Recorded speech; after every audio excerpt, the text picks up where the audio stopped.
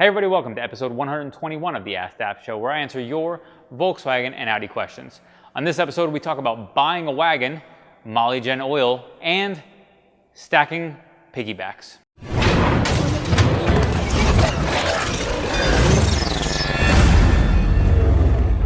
Okay, so you can see we're here at our new location. We just recently got stairs in. We're still under progress on this location. Hope to be in here as soon as possible.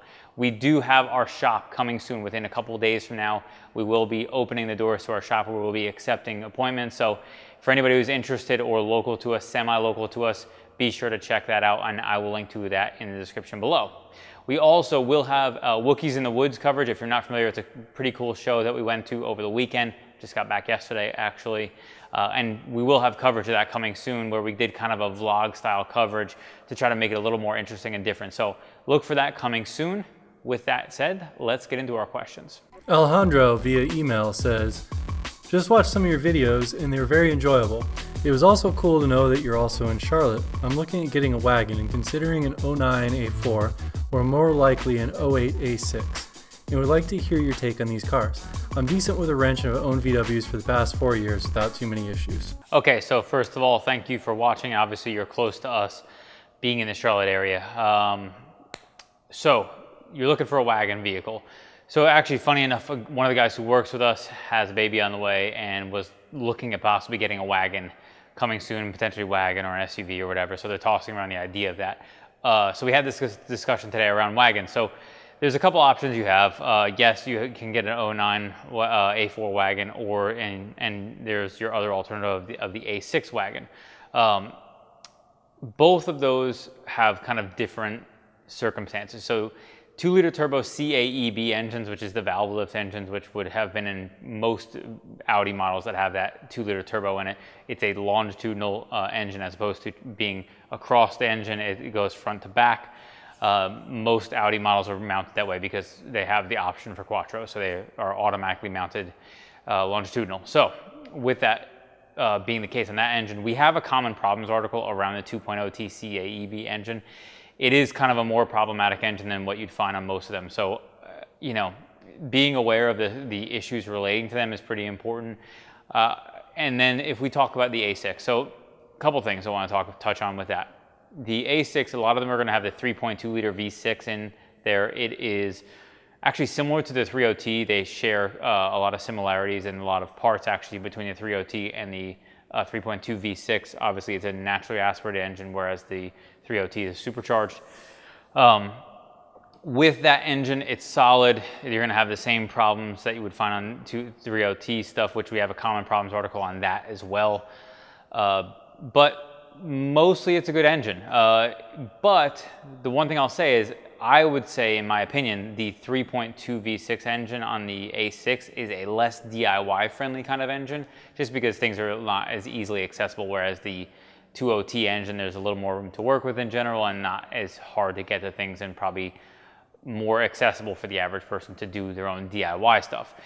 Also, the thing that you go up, as you go up into different models in Audi, let's say A8, A6, A8, and those type of models, the parts related to them and part failures tend to get more expensive. And when I say the parts that fail, I mean things like control modules and whatever, like an AC control head and that type of stuff, because as they get more advanced, they get more expensive. So for that reason, I think they're both okay choices. I would say if you look at just strictly the engine itself, it is going to be the 3.2 V6 is probably a more solid and reliable engine. Just a matter of whether you feel like it's the right choice for you. Daniel via email says, is there any way you guys could answer a question for me on stacked tunes? I installed water meth, but my Unitronic Stage 2 tune makes no benefit from it. Stage 2 that I got from you guys. And a buddy of mine recommended a stacked JB4 tune till Stage 3, which I hope to schedule at your new shop comes out. Okay, so stacked tunes. First of all, awesome. Again, another local person, pretty cool. Fits a lot along with the fact we have our shop coming soon. We hopefully will be opening any day now. We have our tech lined up. We have our advisor who's going to be starting very soon. So we'll be taking appointments and that type of stuff very soon. So be sure, I'll link to our shop in the description where anybody can check that out and check out information about scheduling appointments and contacting us for quotes.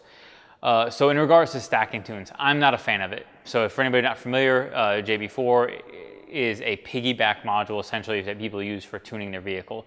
Essentially, a piggyback goes in between the ECU and all the sensors of the vehicle, and it uses basically tricks the vehicle into making more power by saying that the signals it's putting out are not high enough, and it will continue to kind of make more power.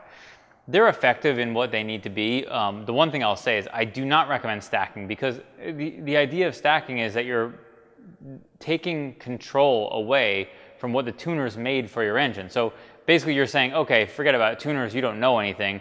I'm gonna make more power than what you initially engineered the thing to do. And they kind of test to make sure that they're within the limits of what's a viable option to run a vehicle. So the likelihood of somebody who stacks having an issue around either a blown turbo or something of that nature, or maybe even a blown engine, depending on circumstance, much higher chances of that happening in that circumstance. So I don't recommend it for that reason. Now, if you're using it to control water meth and have the signals proper, I've heard of a lot of people using it for that, and I think it's very effective for that. It's just a matter of, yes, you're not utilizing the power other than the additional cooling effects that you're getting from the water meth. So yes, I understand your circumstance. My advice would be is use it for water meth if you want to use it in that way. Otherwise, I would not suggest messing with it any further than that because of the risks associated with it. And if you do decide to do that, just make sure you're aware of the risks associated with stacking and tuning on top of an already tuned car. Justin via Facebook says, any thoughts on the Liqui Molygen, the green stuff? I've thought about using it, but not sure how it fits in the VW 50200 standard yet, since it's so new. Okay, so Molygen. Molygen is a little bit complicated.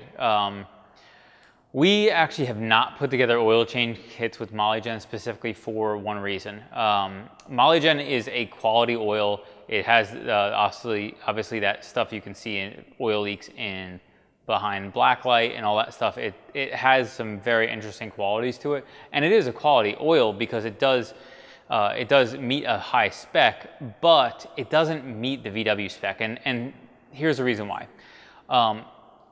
The VW spec requires a certain amount of parameters. Now the Molygen stuff has additives in it that are above what the factory spec requires, which means the factory does not want those additives in their oil, and so they're not going to pass it for that oil. It doesn't mean it's a low quality oil, it just means it's not going to pass. So the part that really concerns me with these circumstances is we offered it because a lot of people were asking about it, but we didn't make any kits for it because they recommend it. They say recommended for VW 502 spec because it's a quality enough oil to be a replacement for that. The problem that a reality is that if you ever had a problem, and this is super unlikely, but I want to make sure that this is clear. If you ever had a problem, like for example, back in the day, 1.8 teak engines had oil sludging problems, and they would require oil change receipts for you to apply for the warranty extension for the oil sludging issue. So if you had that on your vehicle and they went through your oil change records and they found this oil, and this is not even likely that they would do it, but there's a chance it could happen, that they look at the oil and they say, okay, this oil, they look it up, okay, it doesn't meet spec, not covered. In that circumstance, you could potentially lose out on that circumstance because you're using that oil. Now, again, the likelihood of that happening is extremely low, and I don't think you would ever have to worry about that, but it is a possibility, and using that oil in place because it doesn't meet the spec. If you look at their bottles and all their verbiage, it doesn't say meets spec blah blah blah. It says recommended for spec VW 50200. So because it doesn't meet the standard, they can't say it's actually meets that standard, and that's why they use the verbiage of recommended. So it's still a quality product, but it is something that there is some potential concerns around given a random weird circumstance. Lawrence via YouTube says, I got an Audi A6 3.0T. I assume most of what's shown here can apply to that car as well. Looking forward to your maintenance videos. Okay, so this question was asked on a video that we shot talking about inspecting our Project S4 we just picked up. If you're not familiar, the 3.0T engine and 3.0 supercharged engine is in a lot of Audi models, and the A6 being one of them. So yes, I would say the inspection on that car, it pretty much is universal, but it certainly would be applicable for any Audi model. The only real difference that you would probably see on an A6 would be the fact that it doesn't have a torque vectoring rear differential. All the like control arm stuff and all that stuff would definitely be similar, and you're going to be looking at the same 4-link suspension stuff, different parts, but same type of setup. So I would expect to be looking at almost the same type of parts, and I think that's what a lot of people are looking for in those circumstances, trying to have a comparison side by side to see which one is which. So yes, you absolutely can expect that to be very similar as far as the inspection process on your A6. Matt via YouTube says, my MK5 GTI is close to 80K and I'm thinking it's getting close to time. Was wondering what are the signs that you need to replace rotors also?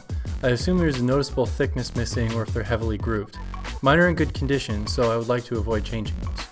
All right, rotors on a MK5, 80,000 miles. So rotors, pads and rotors, oftentimes on Volkswagen and Audi are replaced in pairs. This is probably especially true on places in the Northeast just because rust, and they tend to just get eaten up fast because the elements. But will you have to replace them? So you will not necessarily have to replace them. Here's what you run into a lot of times with European cars in general, at least from my experience, is that oftentimes the amount of rotor thickness allowed for a minimum thickness is usually so close to when the pads are low that you end up just replacing them all as a setup. Now, that's not always true, but often is.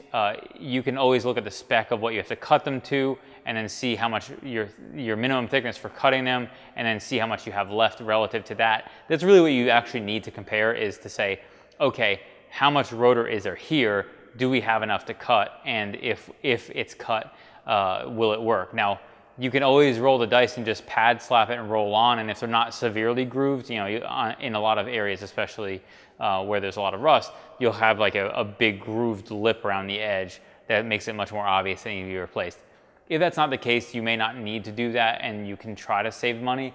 You're not going to ruin a set of new pads with rotors that are not in great shape. You will potentially have just not great braking, as far as like the pad material isn't going to be able to properly stop the vehicle because the rotors are not performing well. That's a possibility. They're glazed over or whatever. But you can always pad slap it and see if you have vibration and see what the performance is if you're looking to save money. Most people, I would say, just go down the road of replacing it all. Just a matter of perspective. I would recommend replacing it all, but you know, that's gonna future-proof you if you're planning on keeping the vehicle for any extended period of time. Thank you so much for watching episode 121 of the Askdap Show, where I answer your Volkswagen and Audi questions. If you have any questions or comments about the questions answered in this show, be sure to leave them in the comments below. If you like this video, be sure to give it a thumbs up and subscribe for more like it.